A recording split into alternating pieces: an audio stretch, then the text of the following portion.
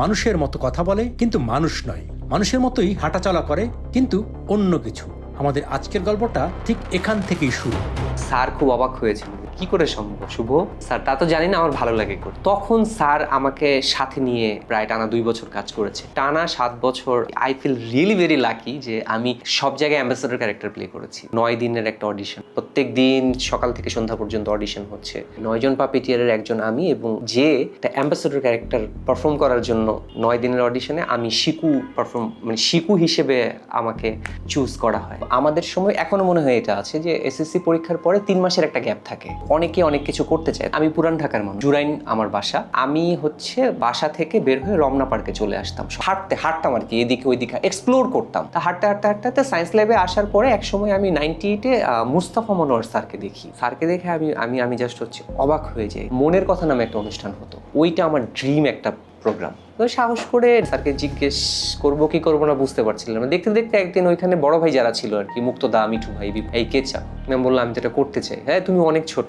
স্যারও দেখে বললো না না না, আমি তো গ্রাজুয়েশন লেভেলের ছেলে মেয়ে হলে নেই। তো আমার আগ্রহ দেখে আমি 1 দিন 2 দিন 3 দিন 4th দিন লাগাতার গিয়ে দেন তারপর স্যারকে আমাদের মুক্তদা, তারপর মিঠু ভাই ওরা বললো স্যার নেই, একটা ছোট মানুষ চাইছে শিখতে, কি করে দেখি, সব থেকে ছোট পাপেটিয়ার হবে। স্যার বললো তোমরা যে কি করো না, আচ্ছা তুমি এসো তো কালকে থেকে, দেখি কি করা যায়। দেন মুস্তাফা মনোয়ার স্যার আমাকে তার কোর্সে ভর্তি করে নেয়। এডুকেশনাল পাপেট ডেভেলপমেন্ট সেন্টারে যত পাপেট্রি শিখেছে, হাতে কলমে যারা পাপেট্রি শিখেছে বাংলাদেশে, অনেক বড় বড় মানুষজন শিখেছে, সব থেকে কনিষ্ঠ পাপেটিয়ার আমি, এবং সব থেকে বেশি মার্ক তোলা পাপেট আমি। স্যার খুব অবাক হয়েছিল, কি করে সম্ভব শুভ স্যার, তা তো জানি না, আমার ভালো লাগে করে। তখন স্যার আমাকে সাথে নিয়ে প্রায় টানা 2 বছর কাজ করেছে। আমি যেহেতু মুস্তাফা মনোয়ার স্যারকে আমি পটায় এত কিছু করে চলে আসছি, মিঠু ভাই আমাকে তখন পেট্রন করেছে, মুক্তদা পেট্রন করেছে, আর এইখানে এখন নিজেরা দল দিয়েছি, তো এটা হবে না। ওই জায়গা থেকে টানা 7 বছর আমি ওই যা হয় আর কি, I feel really very lucky যে আমি সব জায়গায় অ্যাম্বাসেডর ক্যারেক্টার প্লে করেছি। মানে এটা আসলে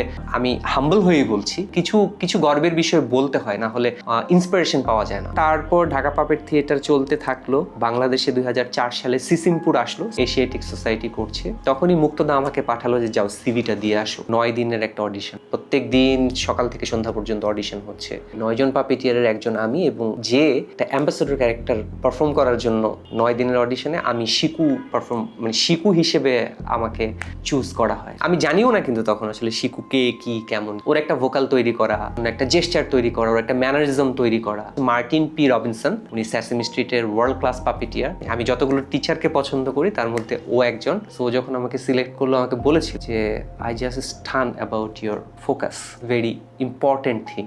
আমি 9 দিন যাবতই খেয়াল করলাম তুমি এই ক্যারেক্টারটা ছাড়া অন্য কোথাও কোনো ফোকাস করোনি, তোমাকে চুজ করার পিছনে এটা অন্যতম একটা কারণ ছিল। So I feel very happy যে আমি এই ক্যারেক্টারটা একজনের হাতে তুলে দিতে পারবো, যেটা নিয়ে আমাকে চিন্তা করতে হবে না। সো আমি সিসিমপুরে শুরু হওয়ার সময় আমি শিকু ক্যারেক্টারটা পেলাম, মাঝখানে আবার এলমো চলে এলো বাংলাদেশে, সিসিমপুরে এলমো ইন্ট্রোডিউস হলো বাংলায়, তখনও আমি সেম ওয়েতে সিলেক্টেড হয়েছিলাম। এলমোর একটা মজার ব্যাপার হচ্ছে, এলমো কিন্তু one of the big superstar in this art. TRP rating যেটা বলি আমরা, টিআরপিতে এলমোর রেটিং সব থেকে বেশি। দেন খোকামিয়া আসলো, ব্লুম্যান। এইটা গেল Sisimpur educational puppet development centre, Dhaka puppet theatre, Sisimpur. এটা করতে মনে হলো অনেক জায়গায় তো কাজ করছি, অনেকভাবে কাজ করছি, কাজের স্বাধীনতাটা কেমন যেন একটু কম মনে করছিলাম। ওই জায়গাটা চিন্তা করে 2012 সালে আমি আমার own puppet organisation build up করি, যেটার নাম হচ্ছে ইনভেন্টরস পাপেট। 2012 সাল থেকে এখন অবধি কাজ করছি। এই জার্নিটার লাস্ট স্টার হচ্ছে গুফি। যে এই যে এত বড় জার্নি, এটা একটা অ্যাচিভমেন্ট যে একটা প্রাইভেট লিমিটেড কোম্পানিতে একটা পাপেটের উইংস তৈরি করতে পেরেছি। আমাকে বিশ্বাস করেছে যে হ্যাঁ শুভ এসেছে, এটা পারবে, এটা হবে। এই হচ্ছে আমার পাপেট্রির জার্নি। আমি খুব স্বাধীনভাবে বড় হয়েছি, পরিবারে, বন্ধু বান্ধবের মাঝখানে, যেই সব জায়গায় কাজ করেছি সেখানেও। জীবনটা যদি হয় শুধু ভুড়ি টাকা রোজগার করা, হ্যাঁ এটাও জীবন হতে পারে। আমি হয়তো এটা পছন্দ করিনি বা আমি এটা চাইনি। টাকা আমার দরকার আছে, যতটুকু প্রয়োজন ততটুকু। আমি যে আস্তে করে এটাকে একটা প্রফেশনাল জায়গায় নিয়ে আসতে পেরেছি, শেপ আপ করছি, এখনো করে যাচ্ছি। আমি সে আক্ষেপটা করতে চাই না যে সরকার আমাকে কি দিল, রাষ্ট্র আমাকে কি দিল, আমার পরিবার আমাকে কি দিল। আমি কি করেছি, কতটুকু করতে পেরেছি, সেটা দিয়ে আসলে কতটুকু আমার নিজের উপকার হচ্ছে, কতটুকু সমাজের উপকার হচ্ছে, কতটুকু রাষ্ট্রের উপকার হচ্ছে, কতটুকু পৃথিবীর উপকার হচ্ছে, এটা আমার কাছে প্রথম এবং প্রধান বিবেচ্য বিষয়। সেই জায়গা থেকে আমি বলবো যে আমি যে স্বাধীনতাটা পেয়েছি সবার কাছ থেকে, সেটাকে আমি ধরে রাখার চেষ্টা করেছি এবং সেটাকে মূল্যায়ন করার চেষ্টা করেছি। এখন অবধি আমি কাউকে বিমুখ করিনি।